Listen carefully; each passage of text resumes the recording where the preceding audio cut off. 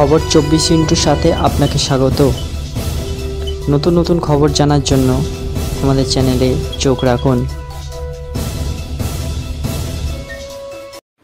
নমস্কার দর্শক বন্ধুরা, বিশ্বের রচনায় আপনাকে স্বাগত। তৃতীয় দফার ভোটের মধ্যেই ইন্ডিয়া জোটের শরিক দলগুলির নেতাদের চিঠি লিখলেন কংগ্রেস সভাপতি মল্লিকার্জুন খাড়গে। সোশ্যাল মিডিয়ায় কংগ্রেসের সাধারণ সম্পাদক কে.সি. বেণুগোপাল লিখেছেন, কত ভোট পড়েছে সেই তথ্য প্রকাশে দেরি করা এবং নির্বাচন কমিশনের দেয়া তথ্যে অসঙ্গতির বিষয়ে এই চিঠি গিয়েছে খাগড়ে। পরিসংখ্যান প্রকাশে এত দেরি এবং তথ্যে অসঙ্গতি চলতি নির্বাচন অবাধ এবং সুষ্ঠু প্রকৃতি বিষয়ে গুরুতর সন্দেহ জাগিয়েছে বলে জানিয়েছেন খাগড়ে। গণতন্ত্রকে রক্ষার জন্য ইন্ডিয়া জোটে সম্মিলিতভাবে আওয়াজ তুলতে চাইছে। সমাজবাদী পার্টির কর্মীদের বিরুদ্ধে পুলিশ বাহিনীকে অপব্যবহার করছে বিজেপি অভিযোগ করল সপা প্রধান অখিলেশ যাদব।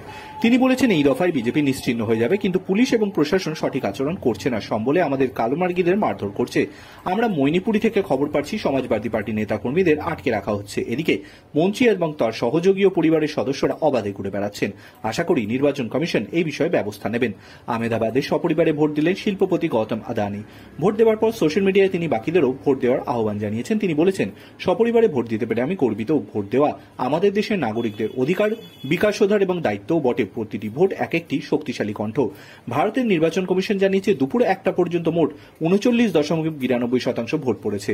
রাজ্য ভিত্তিক ভোট পড়েছে অসমে 45.88, বিহারে 36.69, ছত্তিশগড়ে 46.14, দাদরা ও নগর হাভেলি এবং দামনদিউতে 39.94%, গোয়াতে 49.04%, গুজরাতে 37.83%, কর্ণাটকে 41.59%, মহারাষ্ট্রে 31.55%, মধ্যপ্রদেশে 46.67%, উত্তরপ্রদেশে 38.12% এবং পশ্চিমবঙ্গে 49.27%। ব্যুরো রিপোর্ট, বিশ্বের রচনা।